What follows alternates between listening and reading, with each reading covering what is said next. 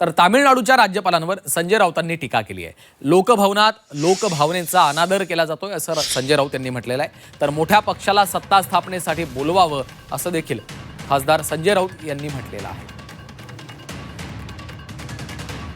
सगळ्यात मोठ्या पक्षाला तुम्ही सरकार स्थापनेसाठी बोलवायलाच पाहिजे असं संविधान सांगते।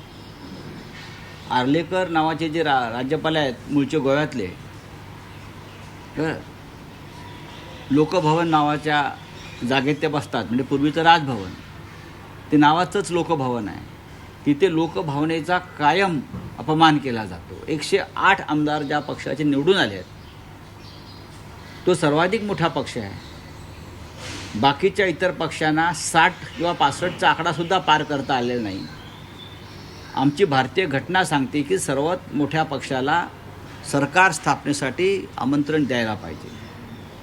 त्यांना साधं बहुमत आहे हे पण सांगतोय।